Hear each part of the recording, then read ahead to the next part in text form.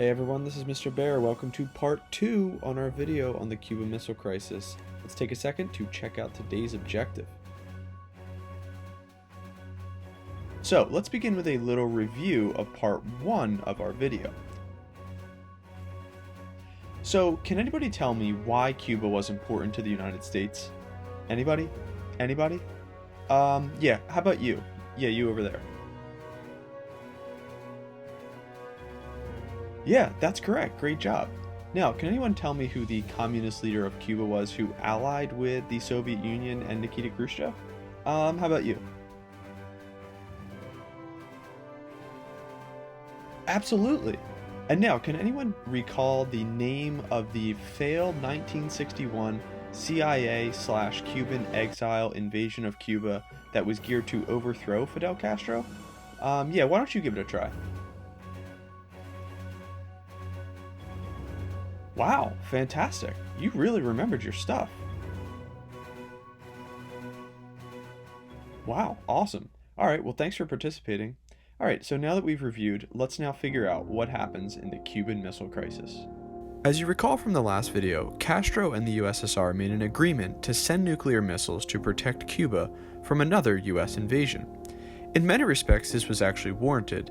Besides the Bay of Pigs, the US CIA actually tried to kill Castro over 500 times. Yeah, I'm not kidding, folks. I mean, this included using exploding cigars, and they even tried to use ice cream to kill Castro. Also, the United States had missiles in Turkey and Italy, which the Soviet Union obviously didn't like. On October 14, 1962, a U-2 spy plane was flying over Cuba and found ICBM, or Intercontinental Ballistic Missiles, in Cuba that had the ability to hit almost every major city. When Kennedy finds out on October 15th and 16th, the crisis, which will become the Cuban Missile Crisis, will begin, and it will last from October 16th to October 28th. The 13-day crisis will begin on October 16th when Kennedy forms a group of his most trusted military advisors, including his brother, Robert F. Kennedy, and Secretary of Defense, Robert McNamara, called XCOM to advise him on how to respond to the Cuban Missile Crisis. At first, Kennedy's advisors told him they should invade Cuba and do an airstrike to take out the missiles. So, the question is, what do you think Kennedy is going to do? Kennedy chooses a middle course, remembering his failure of the Bay of Pigs. On October 22nd, Kennedy is going to address the nation and boldly blame Nikita Khrushchev for escalating this conflict, saying, "This sudden, clandestine decision is a deliberately provocative and unjustified change in the status quo."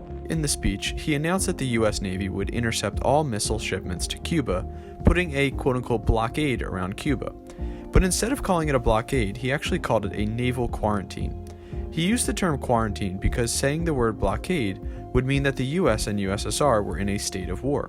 I have directed that the following initial steps be taken immediately. First, to halt this offensive buildup, a strict quarantine on all offensive military equipment under shipment to Cuba is being initiated. The most intense 6 days of the Cold War ensued. In secret, Kennedy sent letters to Khrushchev demanding all missile bases be dismantled. The USSR and Cuba responded by saying that the missiles were only defensive. But on October 27th, Khrushchev is going to send a letter to Kennedy stating that the missiles in Cuba would be removed if Kennedy agreed not to invade Cuba. In another letter, he also said that he wanted the missiles taken out of Turkey and Italy. This agreement was almost thrown off on that same day, however, when a US spy plane was shot down by a Soviet missile and one of the USSR's nuclear subs was accidentally hit by the US Navy. The sub was milliseconds away from firing a nuclear torpedo at the United States. At this point, for the first time in US history, the military set itself to DEFCON 2, which was one step away from nuclear war preparation. Now, we are coming to the end, folks, and fortunately, cooler heads are going to prevail. Kennedy is going to send his brother Robert Kennedy to meet with the Soviet Union's foreign minister to hash out an agreement. And the agreement's going to be this: the United States would not invade Cuba, and they would remove their missiles from Turkey and Italy, which they had planned to do anyway, so they really didn't give up much. And in exchange for that, the Soviet Union would take out their missiles from Cuba. Then on October 28th, the Soviet Union is going to announce that they would remove their weapons, and the incident is finally going to be over and the world can breathe easier. Kennedy and Khrushchev had stood on the edge of a nuclear war and fortunately had backed away. Now, in the Soviet Union, Khrushchev is going to lose a lot of power because many people saw him as backing down to Kennedy. And in the United States, Kennedy is going to be viewed as standing strong in the face of danger. Now, the crisis is going to prompt both leaders to move toward détente, or a relaxing of tension between the two rivals. And they are going to install a quote-unquote hotline between Moscow and Washington, D.C. in order to improve their communication.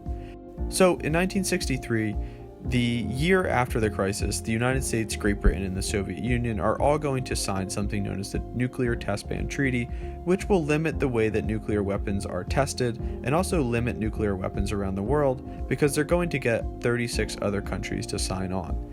And so we conclude the Cuban Missile Crisis on a lot sturdier ground than we began, but we also must remember that the Vietnam War is going on in the background, and this will be the next topic that we discuss for the Cold War. Alright everyone, thanks for watching.